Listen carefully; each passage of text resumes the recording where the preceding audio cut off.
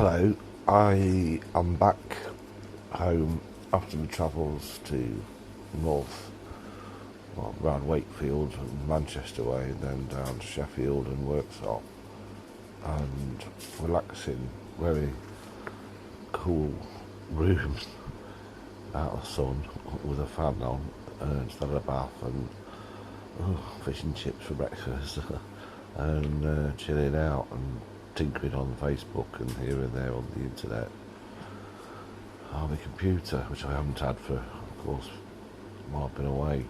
And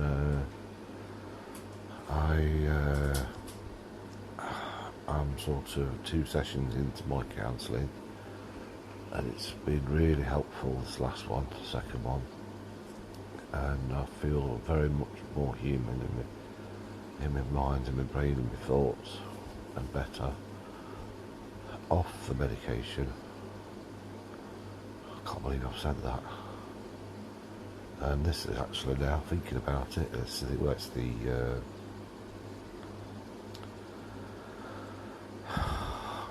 9, 10, 11, 12th full day without any at all, and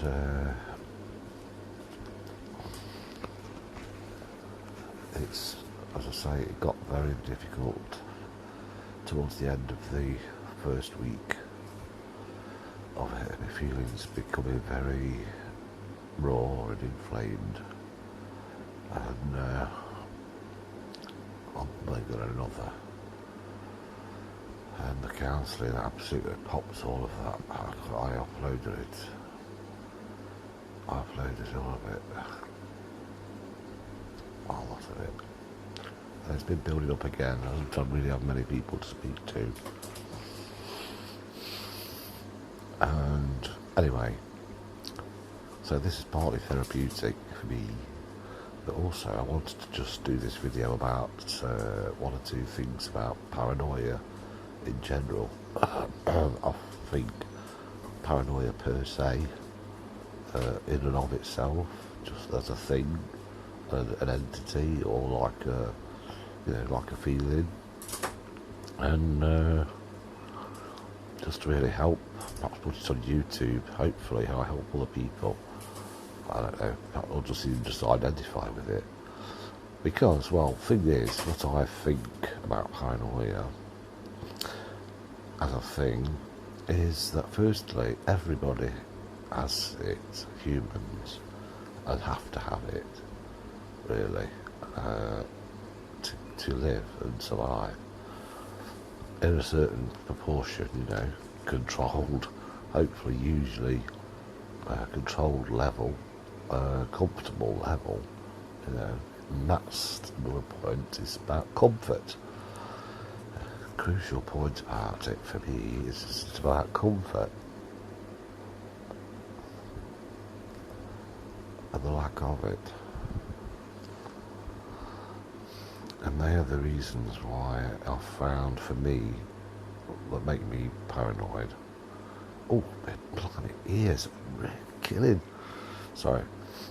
And obviously been indicted for it, diagnosed, medicated for it, locked in psychiatric hospital for it, all my life, since I was 27 anyway. And, for people who endure that because of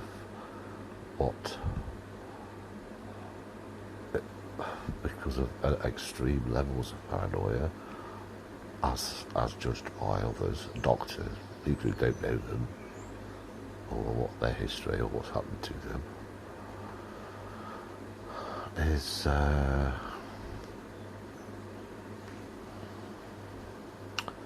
lack of comfort,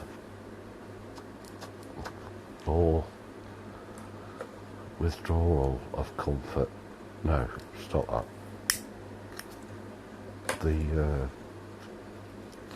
What makes me paranoid is not being able to get away from something that's like maybe minutely significant in the general scheme of things, and to other people. Perhaps something like traffic, as I said in the previous video. But just being exposed to something that's uncomfortable for too long, or longer than you're used to, or longer than you practiced at, as the key thing, because I'm trying to keep on track, but like if you practice, I've found anyway, practicing being in traffic, for example, which I find very, very frustrating and annoying, it works really well at reducing your level of paranoia, but also increasing your resilience to it, higher levels of it. Do you know what I mean? Without flipping. You see what I mean? So, like, as a strange example, but being in traffic, inconsiderate drivers or people driving dangerously, stuff like that, and being responsible for a killing machine, you know, vehicle that can kill people, you know, or other cars. Well, crash with other cars. You know. Very powerful tool, you know, 60, 70, 80 mile an hour, expensive, you know, insurance, all that, and the stress involved with being in charge of a toy or a tool like that, in and of itself is quite stressful and frustrating, you know, when you, anyway, so, but practicing it, is like very helpful. As I say, it's almost like breaking through a threshold of tolerance or something, if you know what I mean, and then once you come out the other side of it, you are better qualified, better equipped to deal with the same thing, stressor. I think anyway, and that applies, I think, and I've found, to all sorts of discomforts that like range from, I had a very sore nose because I kept itching and had a terrible itch of a cold streaming nose, and it got sorer and sorer and more painful, and it was just so frustrating and annoying and upsetting. It's just a tiny thing, like if anybody kicked off or flipped the lid because they've got a painful nose or like anything, you know, you'd be considered paranoid, locked up in a mental ward, you see, medicated. And it's just that there's so many little discomforts available or around to annoy you and wind you up. And any number of them can land on you almost immediately, or one after the other. And when it's one after the other,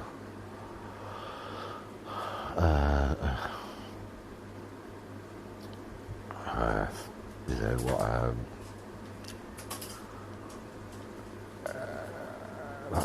That's you know. I don't know what to say about that, really. It's one after the other sometimes. Other times it's like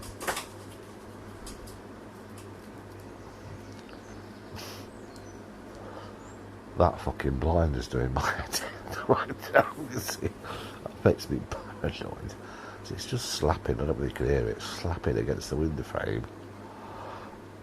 And I'm thinking, what's standing there doing that to annoy me? They don't want to hear me talk. And so, like, a main one for me is talking. As I say, the counselling has helped so much. And talking about things that are important to me, my feelings, has never been allowed. I've always been, it's been interpreted as psychotic or mentally ill, or paranoid, or deluded, or something like that. You know, and well, I've found that as soon as people start to think that if it's a counsellor or anybody. You know, the first and only reaction is to stop listening, while they either crack up laughing, frown, call a doctor, police, or an ambulance or something like that, or just want to walk away from you. You know, which is the least helpful and actually the most compelling reassurance of your paranoia, rather compelling provocateur of your feeling of being unwelcome and not being able to talk, supporting the notion that you shouldn't talk about anything to people, or what you're thinking or feeling, thereby preventing you ever recovering or learning how to control or, you know, become more resilient to your paranoias. And of course, a lot of them are irrational. The provocative, the triggers, but each individually, you know, when they're mixed up and complicated and complex and combined together, it's impossible without serious, slow consideration to unpick them, which they are. And so your explanation of it, how your paranoia is feeling, how you're feeling, sounds to other people, it appears irrational and psychotic, because it is. You know, it's a horrible word, of course. It's just some doctor's jargon, awful word, you know. It's as bad as prostitute or paedophile, I think. Psychotic, schizophrenic, or something like that. So if you stop and slowly think through, like I'm trying to give people pointers here, really, and like the main one is, as I thought and found, is the things that are uncomfortable physically, really. You know, that comes from probably being a baby and being very mollycoddled or wrapped in cotton wool, sometimes literally, you know, in a blanket, kept safe, happy, warm, fed, watered, you know, and milked. But it carries on through development into childhood and then adolescence. Is like this turnaround of having all these comforts withdrawn from you, being forced to live without them in the name of economic pursuit and prosperity and survival, independence, you know, like being able to cope with a job and be subservient and a slave effectively to a factory owner or a police force or an NHS or an employer or whoever pays you, so you can pay your bills and you live and your money and your rent. And that process of having all your comforts withdrawn from you, you know, as we see in so many unattractive adolescent lifestyles and behaviours, is very, very traumatic and difficult to cope with and recover from almost, really, into manhood or womanhood, whichever you are, you know, or adulthood, and sort of be respected and be stood up for yourself and a respected adult. And so many people, so many times we see these horror stories and people's stories of how, you know, mental illness, this, mental depression, that, bipolar, that, stories of not being able to cope with this, you know, recovery from, which is basically being lied to as a child about everything and anything you could possibly imagine.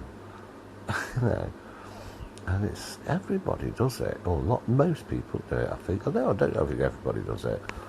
But there is like a certain respectability or like honour or responsibility of parents to sort of lie to the kids in a totally bizarre, awful kind of way, just so they can survive economically as adults.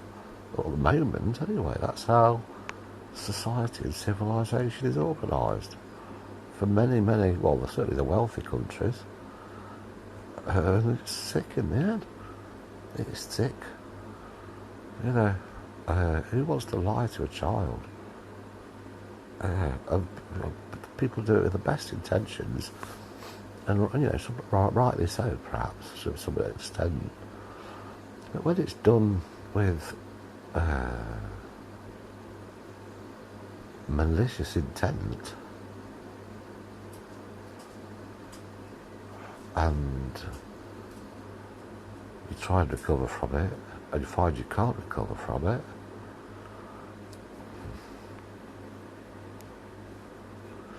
it becomes something different entirely. People become conscientious objectors to war and stuff like that, or like left alone usually to their own devices with a bit of luck, follow their own path and perhaps don't work or become musicians, massive rock stars, Richard Bransons of this world, massive takers and company owners, and like the sort of small percentage of people in, I can talk about my Western society, that sort of stand out for one reason or another for some remarkable either feat or skill or something like that, quality. Brian Clough, a lot of managers and very illustrious people, artists like musicians, writers, choreographers, dancers, all the rest of that, And anyway, I'm trying to talk about, so that's what I believe. And for me, it's overcoming the hurt of being lied to because somebody else needed to use your life, your truth, your integrity, your adulthood to vicariously expedite their revenge for what's happened to them. So that will have to conclude, I think, because it's nearly 20 minutes now, and I don't think people often look at the whole thing really, and I'll try and do another one and talk a bit more about paranoia, because there's other things I've thought of and realised, and I haven't managed to include them on this one. But so I'll try and do another one. Sorry, I'm twitching and reacting a bit to myself because it's like very difficult to look at myself in the camera and not sort of like oh, who's that, and trying to be, reflect genuinely difficult issues when the walls are closed, a situation where it's difficult to talk, put it that way.